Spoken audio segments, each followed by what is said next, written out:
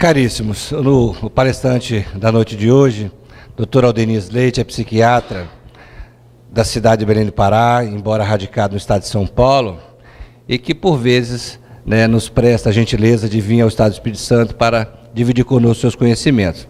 E hoje a gente abraça o Dr. Aldeniz, da mesma forma que a gente agradece e enaltece a presença da sua esposa, que aqui se faz presente, Mara, que eu já fiquei sabendo que é de Pancas, capixaba da cidade de Pancas, e aos seus pais também que vieram de Belém do Pará, a senhora Aldeniz e a senhora Leite, muito prazer, esperamos que tenha uma boa recepção de todos nós capixabas. E hoje a doutora Aldeniz vai desenvolver o tema Por que Judas traiu Jesus? Uma análise psicológica.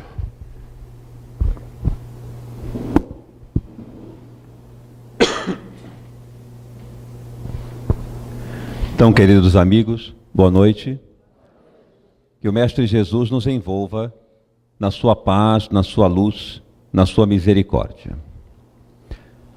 A nossa fragilidade emocional, ainda reinante, é natural que todos nós ainda sejamos frágeis espiritualmente, emocionalmente. Somos todos aprendizes nessa jornada que estamos perlustrando aqui.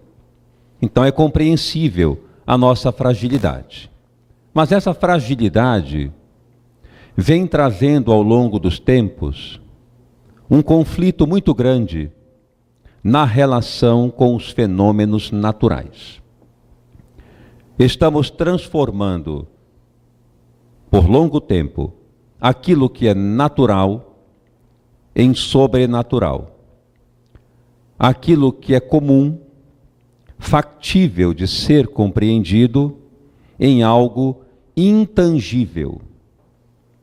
Por exemplo, durante muito tempo, o fogo foi considerado um fenômeno sobrenatural.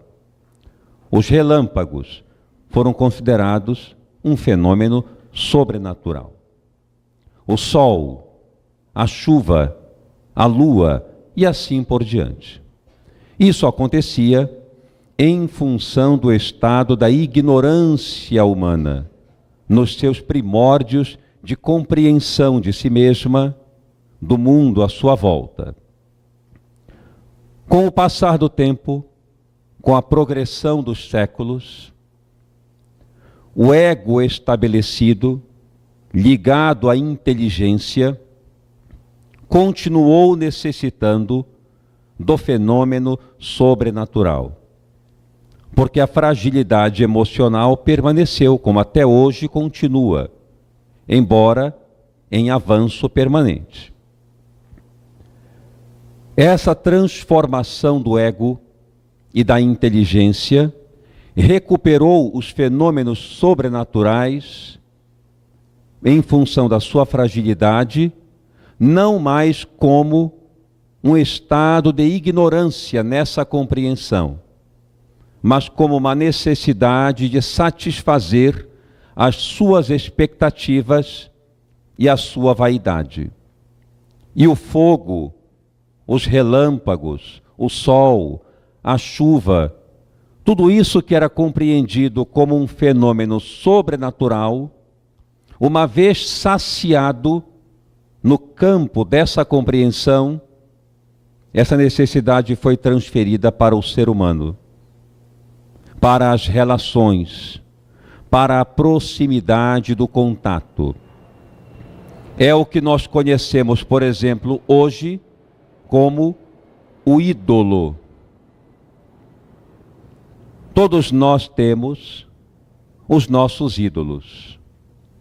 A humanidade tem como arquétipo, abordando uma questão junguiana, um ídolo em específico, ou vários ídolos. Por exemplo, na televisão, nós temos o Superman, o Batman e muitos outros super-heróis. Por que eles são super-heróis? Porque eles fazem algo que nós não fazemos. No momento em que nós descobrimos aquilo que eles fazem e passamos a fazer de modo semelhante, deixam de ser super-heróis. Então eles permanecem como super-heróis porque realizam alguma coisa que nós não conseguimos fazer. Isso significa que quando existe uma superprodução, como o Superman, o Batman, The Flash, etc., nós ficamos empolgados, queremos assistir e idolatramos aquelas pessoas, aquelas figuras, porque elas possuem algo que nós não possuímos. Portanto, se nós não podemos alcançá-las, não temos preocupação em afetá-las, em atingi-las. No momento em que elas descem a nossa condição, cria-se um estabelecimento de revolta, de desentendimento e de ataque na sua direção. Quem teve a oportunidade, por exemplo, de assistir à morte do Superman, vai perceber que o Superman, nesta película, apaixonou-se perdidamente por uma mulher, passou a frequentar o hall humano, a sentar nas mesas das grandes decisões políticas, e uma vez desnudado dessa forma, expressando também fragilidades, paixão, emoção, lágrima, ficou desacreditado pela humanidade e passou a ser perseguido e, consequentemente, morto. Por que nós estamos abordando este aspecto? Porque assim aconteceu com Jesus. Por que Jesus veio a falecer daquela forma? Porque ele foi crucificado. Ele foi crucificado porque, uma vez que se tornou um ídolo inicialmente, não foi atingido.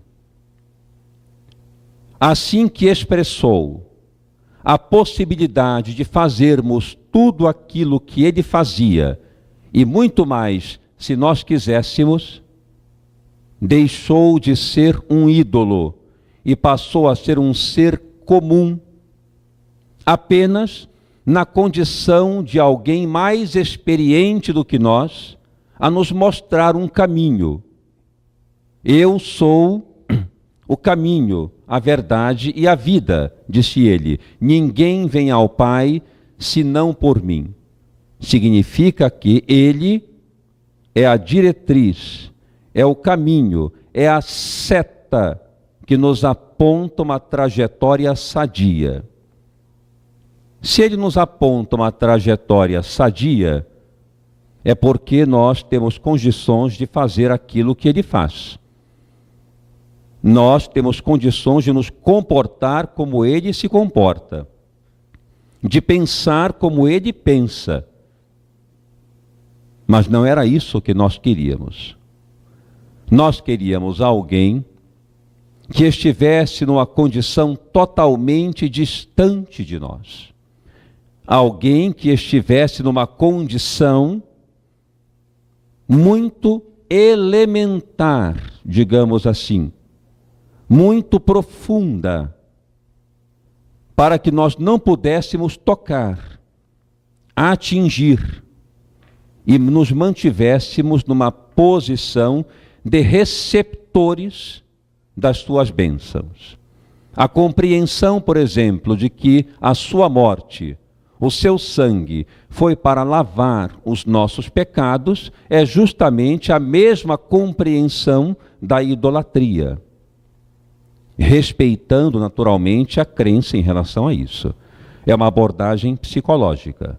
Porém, trata-se de uma idolatria, de um componente da fragilidade humana que delega as suas responsabilidades os seus desafios, os seus equívocos para outrem, a fim de que ele conserte a catástrofe que temos produzido em nossa própria vida. E ele mesmo deixou claro que não veio para assumir responsabilidade alguma por nós. Quem quiser vir após mim, renuncie a si mesmo. Tome a sua cruz e caminhe. Porque aquele que quiser se salvar, se perderá. Mas aquele que se perder, por amor do meu nome, salvar-se-á. Ele delegou a cada um de nós responsabilidade pessoal.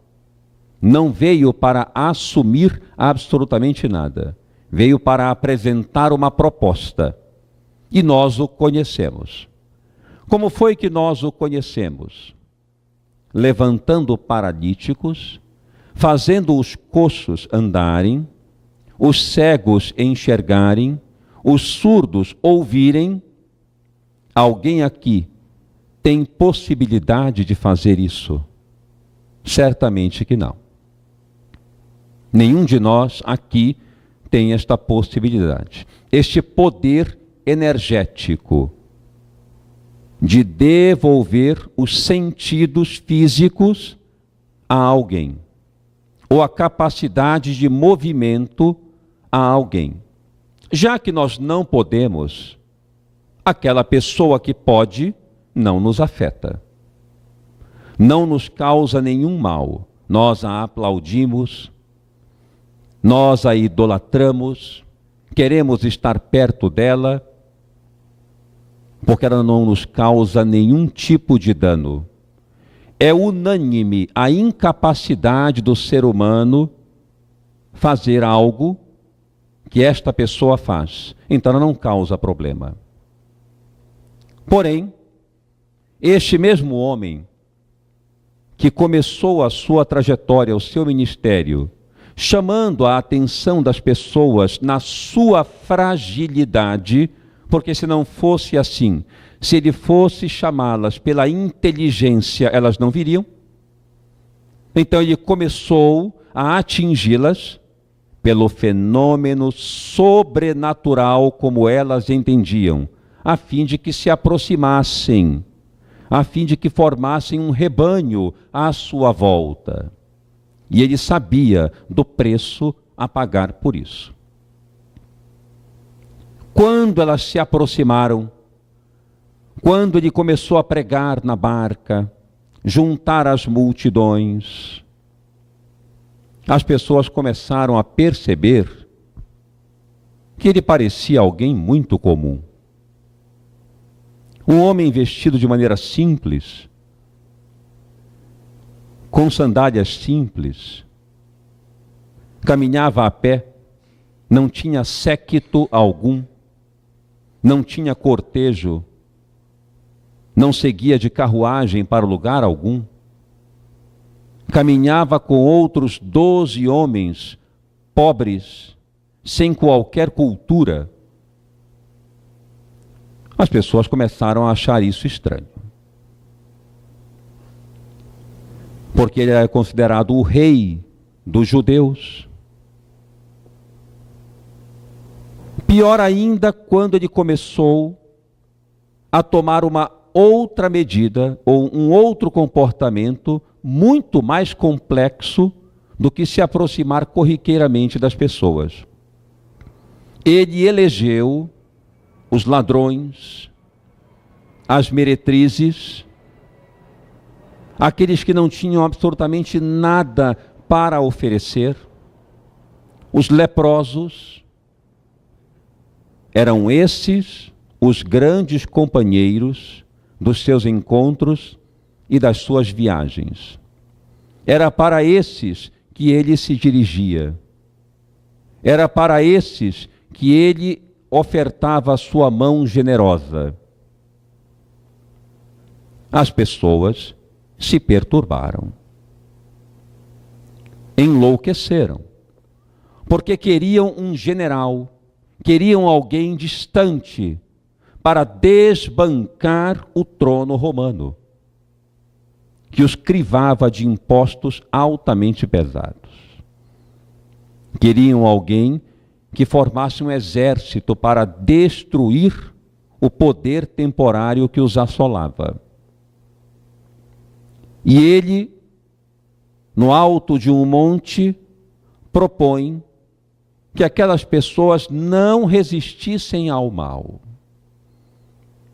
Que se alguém as agredisse, que elas não revidassem. Se alguém tomasse delas alguma coisa, que elas não pedissem de volta. As pessoas enlouqueceram. Instituiu-se o que a psicologia chama de ambivalência. O amor e o ódio ao mesmo tempo. As pessoas o amavam e ao mesmo tempo o odiavam. Olhavam para aquele homem, queriam ser como ele. E por não conseguirem ainda, passaram a odiá-lo também. Não se afastavam da sua presença. Ao mesmo tempo, não paravam de tramar contra ele. Assim aconteceu com os fariseus, com os sacerdotes, com os levitas, com os anciãos e com muitos que ali estavam, mesmo os mais pobres, que gostariam de receber o seu envolvimento de cura, de libertação, e ele não podia dar, porque a doença era a libertação daquelas pessoas. Ele sabia separar muito bem quem necessitava e quem não necessitava ser curado. Para muitos, ele negou essa possibilidade e sabia o preço que pagaria por isso. Na época da Páscoa, ele entrou em Jerusalém. Entrou em Jerusalém e foi ovacionado por uma grande multidão, que abanava folhas de palmeira, agradecendo a sua chegada. 6 dias depois, um grande contingente daquela mesma população que lá estava, gritava diante do pretório de Pilatos: crucifica-o. Não é algo para nós meditarmos? Não é algo para nós reflexionarmos com muito cuidado? A que ponto chega a nossa fragilidade e a nossa labilidade emocional? Não é o que acontece no nosso cotidiano hoje? Uma pessoa, repentinamente, que conhecemos, é maravilhosa, fenomenal, uma pessoa excelente. Passamos a conviver, instalam-se os conflitos.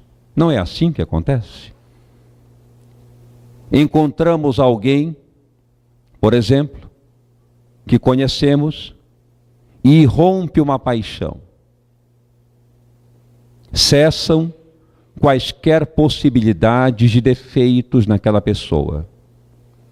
Mas a convivência apresenta os defeitos.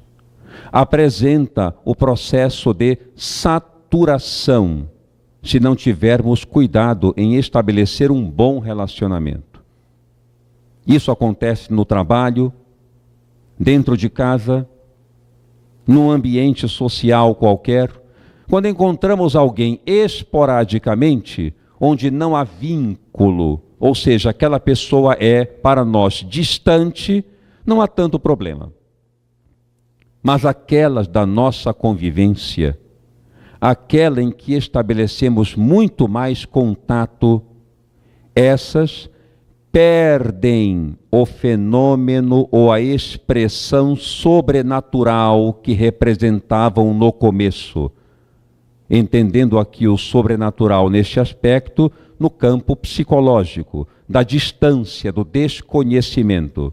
Quando perdem e cai a cortina, sobrevém o conhecimento direto daquela pessoa.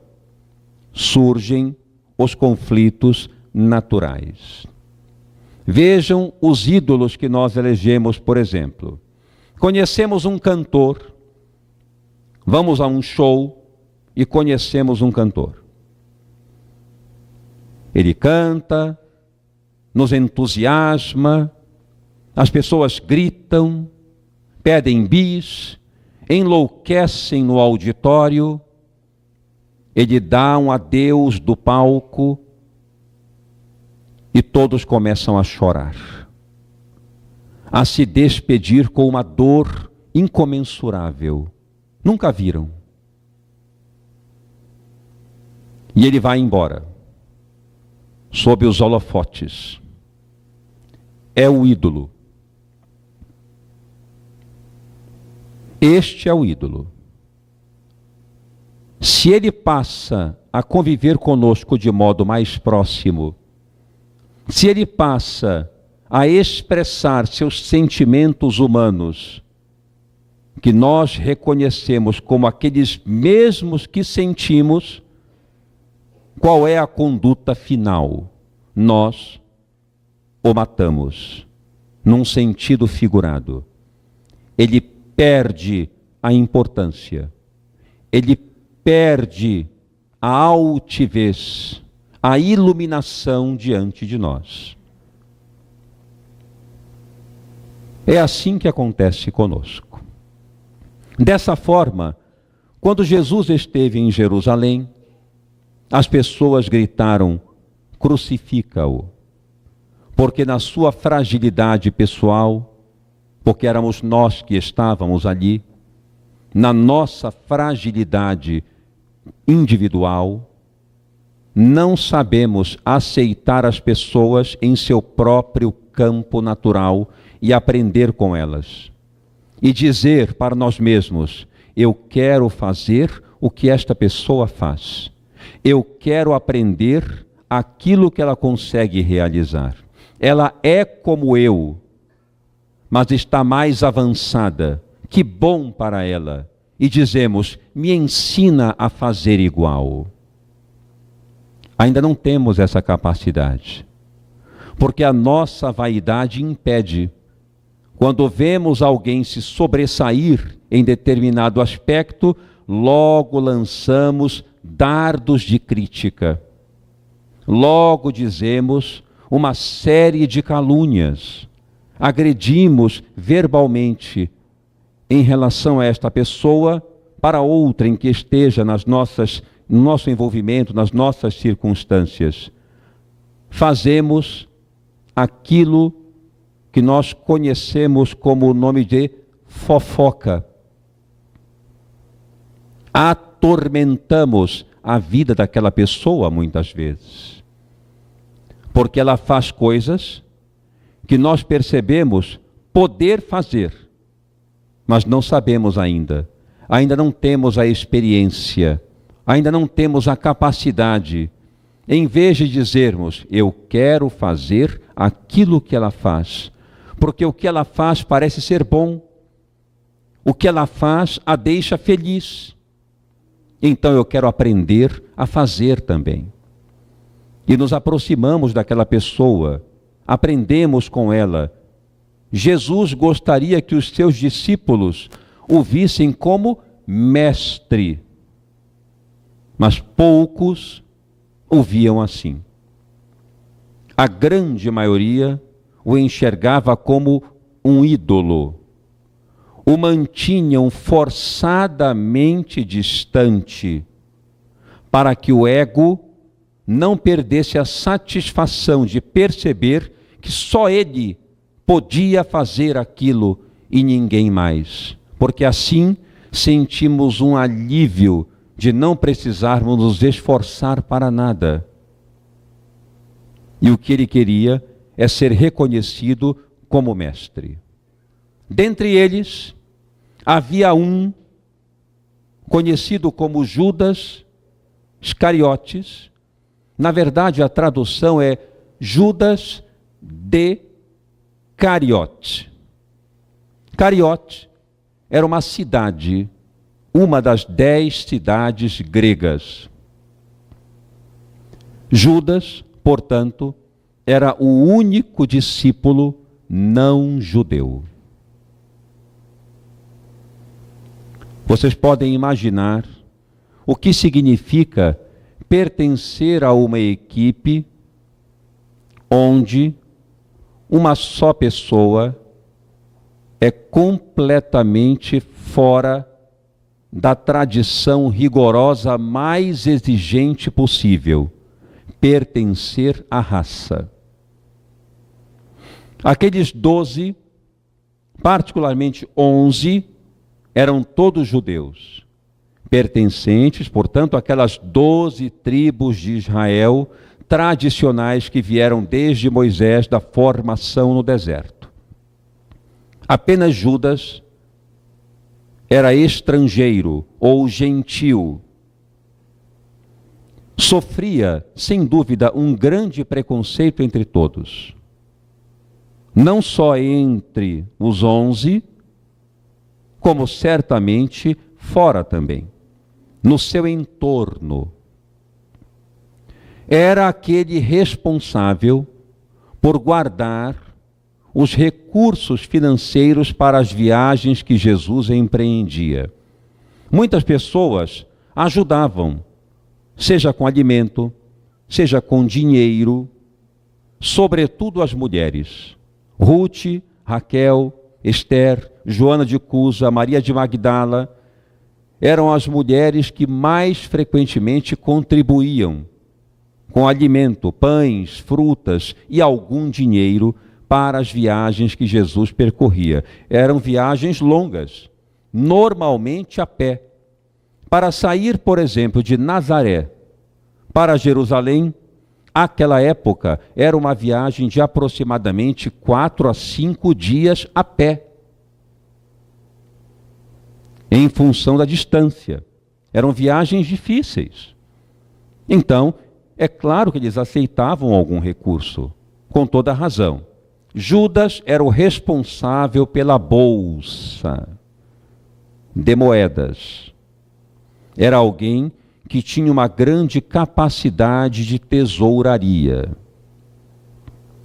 Judas era um homem temperamental.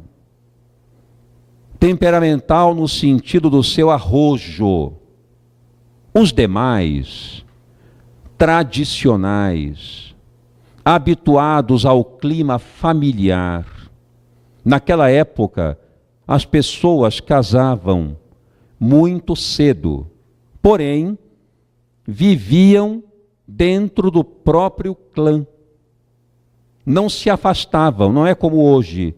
Nós casamos e vamos morar em Londres, e assim por diante. Não. Naquela época, a tradição era permanecer no seio familiar. Todos juntos, próximos ali uns dos outros.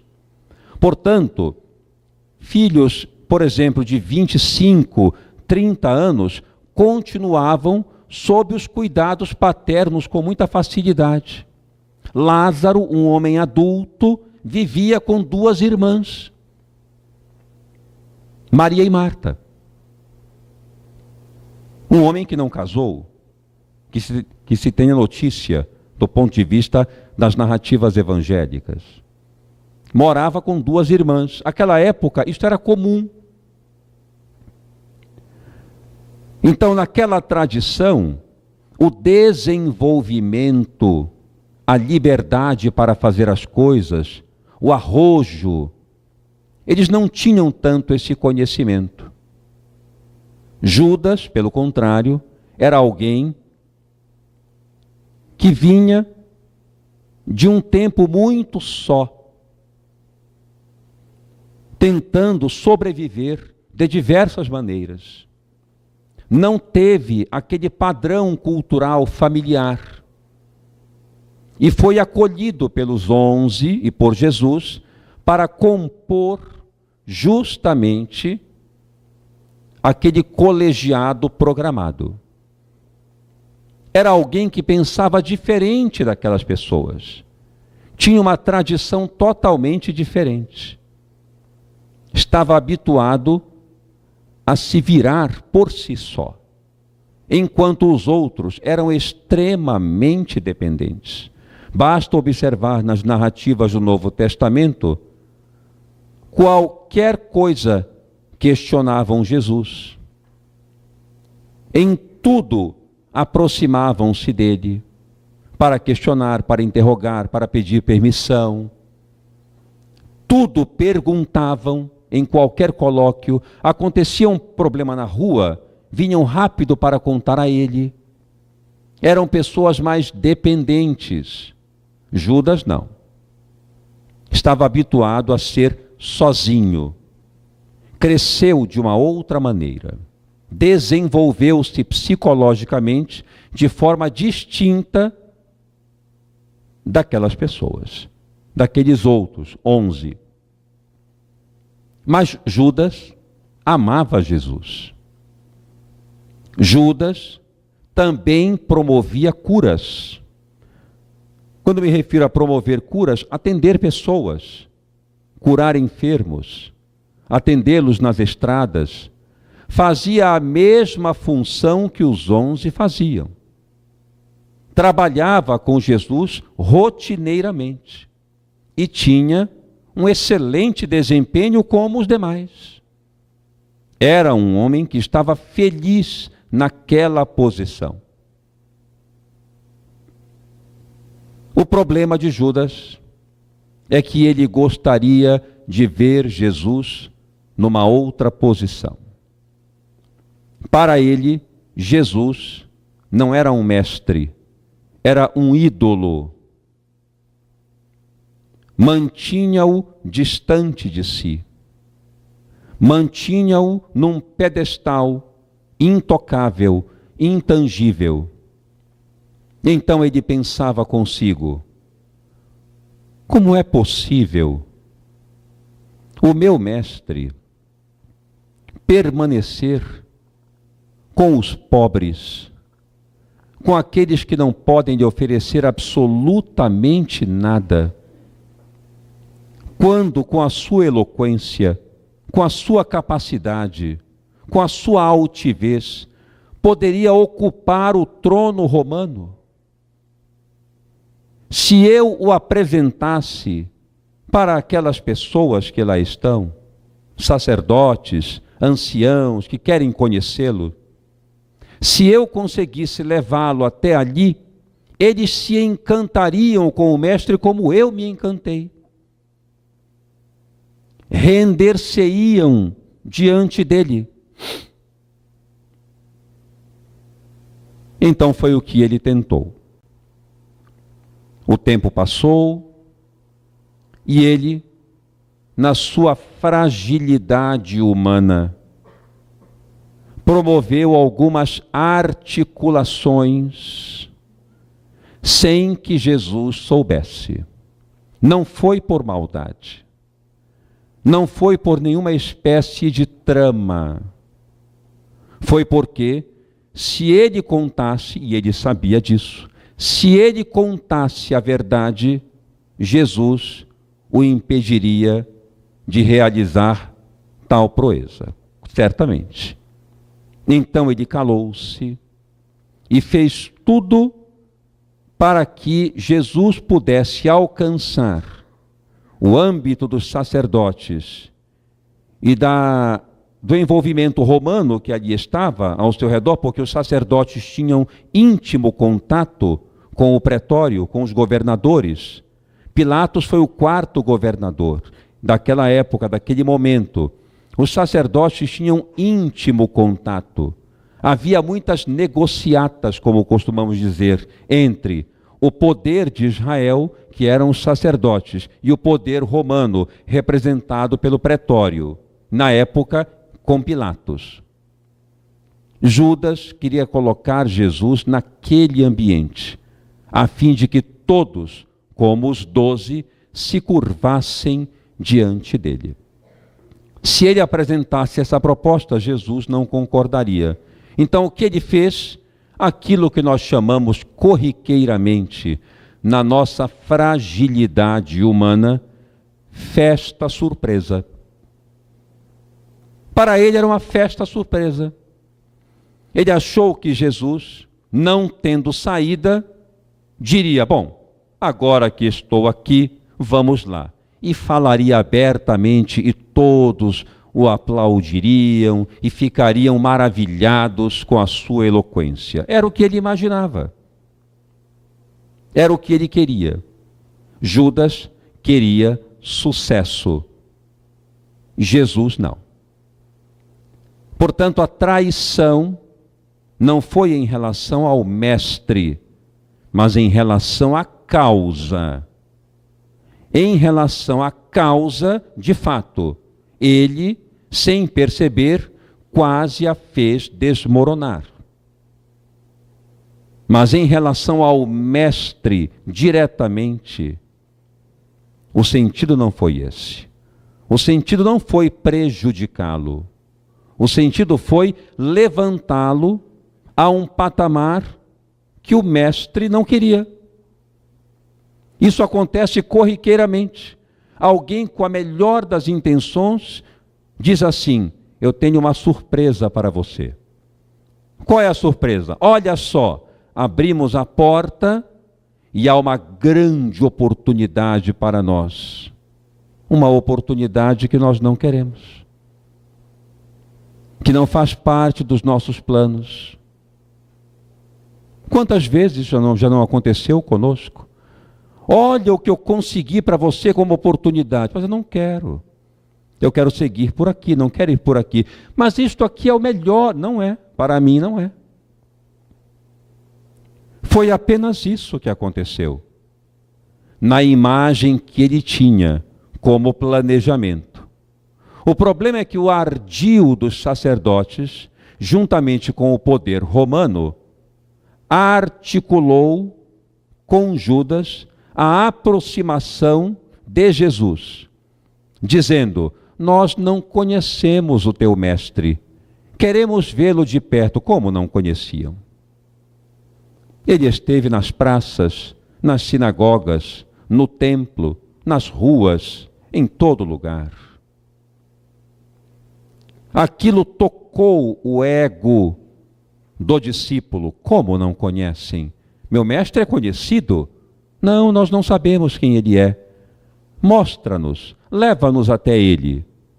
Então Jesus foi para o Monte das Oliveiras, naquele momento crucial, de grande lição para todos nós. Ali chegou com alguns discípulos logo depois da ceia. Judas saiu silenciosamente, como conta a própria narrativa, embora Jesus tendo dito para ele: o que tiveres que fazer, faze-o agora. Judas certamente não deve ter compreendido, despediu-se das pessoas, inventou alguma desculpa e saiu.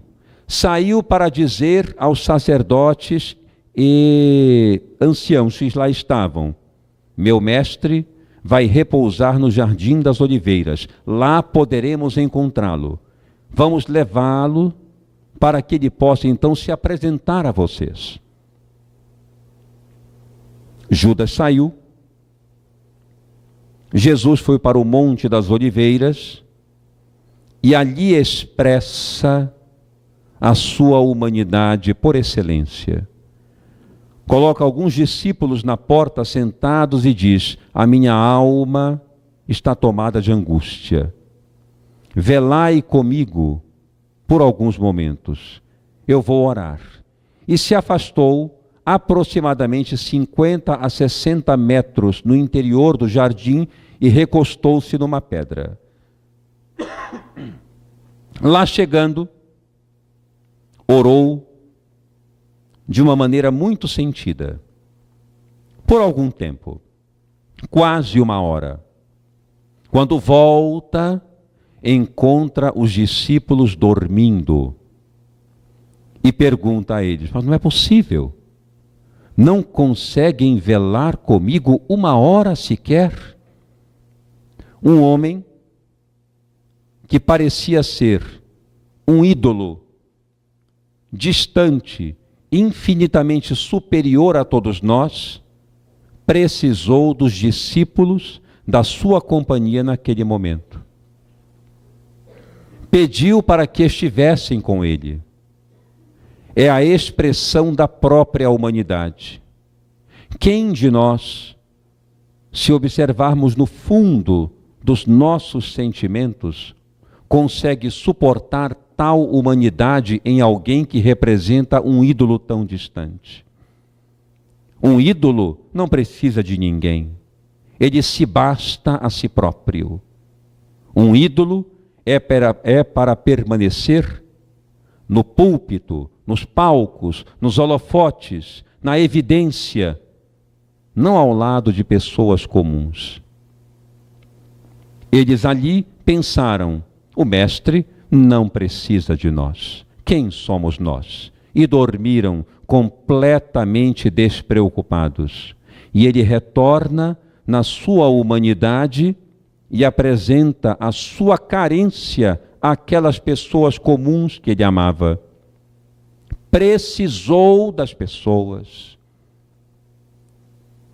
Ali no horto, expressou uma humanidade que nós não podemos sequer medir. É o momento da encruzilhada, do grande questionamento do sentido existencial. Ele diz: Pai, se quiseres, podes afastar este cálice de mim.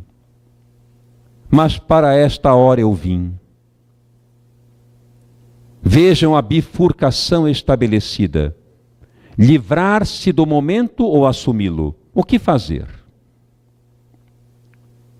Ele poderia perfeitamente afastar-se dali, fugir pelo jardim, alcançar os territórios vizinhos e ficar ali pela Síria, pela Mesopotâmia, pela Grécia, que ficava tudo ali perto, fazendo fronteira com a Samaria.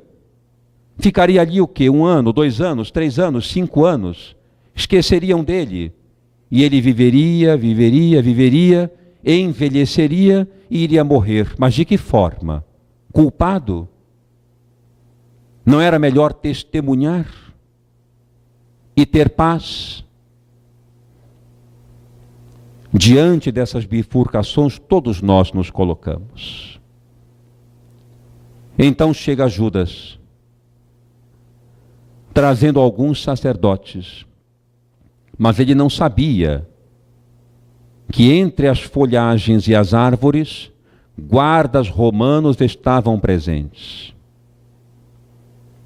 Porque a articulação entre o poder de Israel e o poder de Roma era muito grande, era muito próxima. Trouxeram alguns guardas escondidos e ele diz: mostra quem é o teu mestre, aquele que eu beijar. Ele então deu um beijo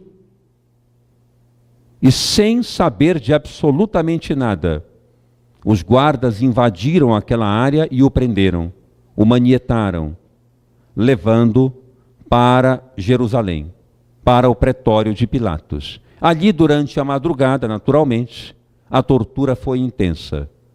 Não é o momento de abordarmos o tema, mas podemos imaginar o grau de sofrimento, de deboche, de ridículo a que ele foi submetido, até o amanhecer, quando Pilatos foi chamado para interrogá-lo. Judas havia recebido algum dinheiro para isso. E muitos questionam que ele foi pago para apresentar Jesus na direção da prisão pelos romanos, o que não é verdade.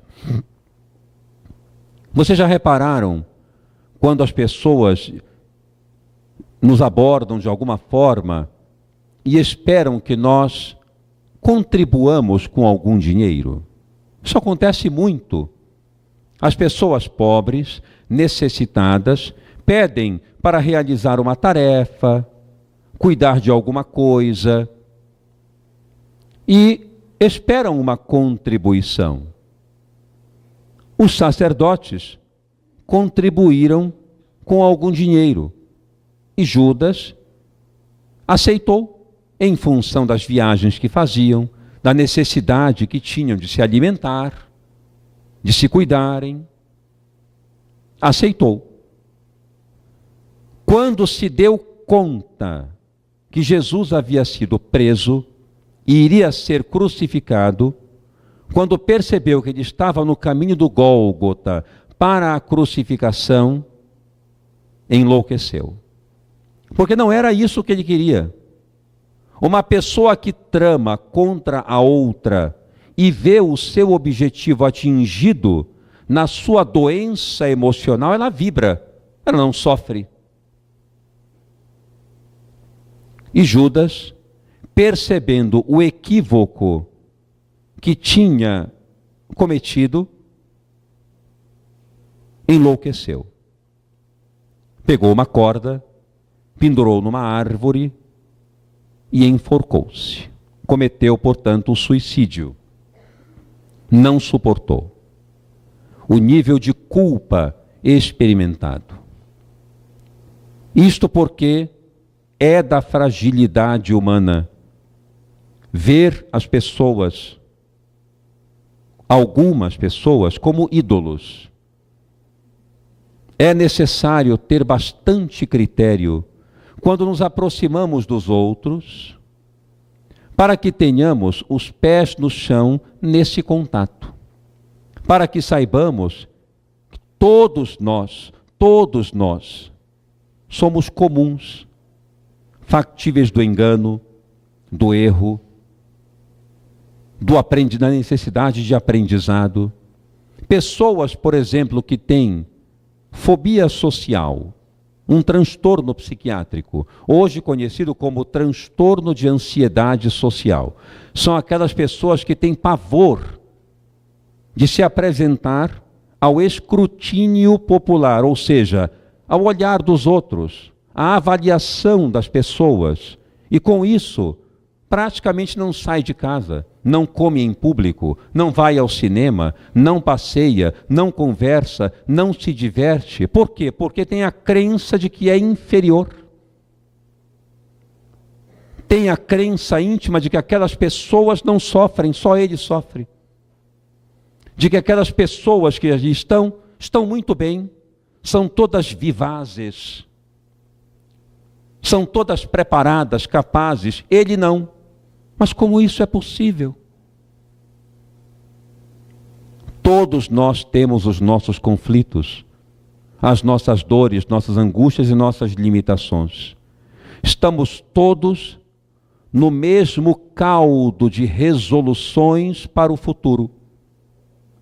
Não há melhor, não há pior. Não existem ídolos. Os ídolos que nós conhecemos, sobretudo da mídia, do passado e do presente, muitos sucumbiram nas drogas, em diversos vícios, em promiscuidade, em perturbações diversas, inomináveis. E ao mesmo tempo, aplaudido sob os holofotes. É paradoxal. Não temos essa noção de humanidade no seio das pessoas, no coração das pessoas. E o que Jesus quer de nós, em essência, é que nós façamos tudo aquilo que Ele fez e muito mais, se nós quisermos. Porque nós podemos fazer. Nós podemos curar as pessoas. Nós podemos expulsar os demônios.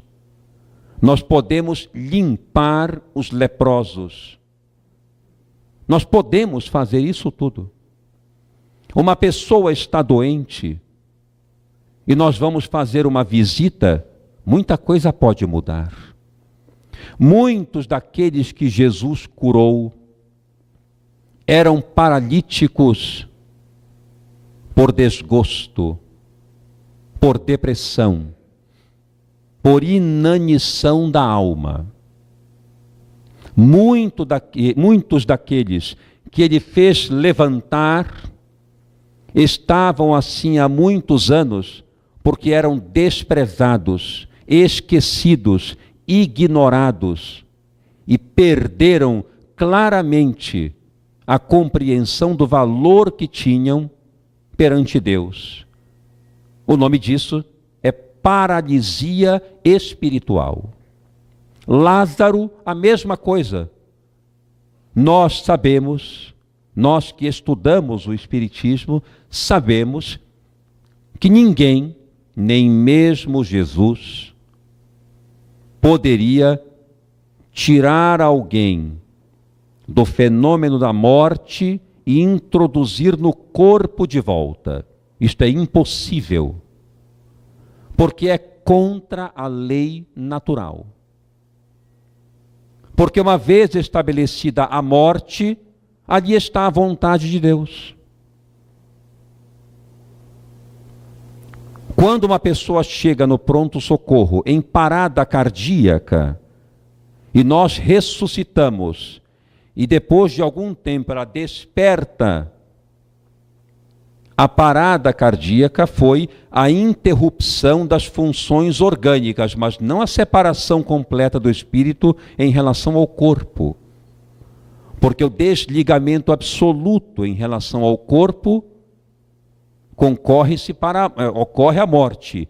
Consequentemente, não é possível pegar o espírito e colocar de volta naquele corpo, tendo todos os liames rompidos. O que aconteceu com Lázaro? Depressão. Pela própria experiência de vida, pela própria vivência, um homem solitário, vivendo com duas irmãs, completamente isolado, pouco se ouviu falar dele nas narrativas do Novo Testamento, um homem profundamente solitário. Pelas características do ponto de vista psicológico, era alguém sem sentido de viver. E a depressão foi tamanha, a insatisfação de viver foi tamanha, que ele entrou em um processo conhecido por letargia, que é o desprendimento do corpo, de certa forma voluntário, por desânimo, por tristeza, por desistência de viver. Ele então ficou com o corpo macilento, pálido, dado como morto, porque neste fenômeno letárgico os batimentos são imperceptíveis. O eletrocardiograma praticamente nem se move no seu traçado. Então ele foi enterrado. Mas ele não estava morto. Ele havia desistido de viver. Tanto isso é verdade, que quando Jesus se aproximou e tomou notícia do que havia acontecido diante do sepulcro, chorou. Está escrito, Jesus chorou. Ele não teria por que chorar com a morte específica de alguém, porque morte para ele é vida, morte para ele é ressurreição. Ele chorou pela posição com que viu o amigo, desistindo de viver. Então traz o amigo de volta, pelo seu influxo energético. Nós podemos fazer isso. Uma pessoa que esteja desanimada, descrente, nós podemos trazê-la de volta. Uma pessoa que esteja completamente macerada pela revolta, pelo ódio, nós podemos destituí-lo disso. Nós temos este poder. Basta que acreditemos nele. Portanto, abandonemos Jesus como ídolo e fiquemos com ele como modelo e guia. O modelo que nós devemos imitar e o guia que nós devemos seguir. Um irmão mais experiente do que nós, com mais encarnações, inúmeras em relação a nós, e que hoje não tem qualquer necessidade de encarnar pelo protótipo que se tornou como o ser mais perfeito que já habitou este planeta. E onde está, certamente vela por nós e espera que nós acreditemos que podemos fazer tudo o que Ele faz e muito mais, se nós quisermos. Então, façamos isso. Muita paz a todos e muito obrigado.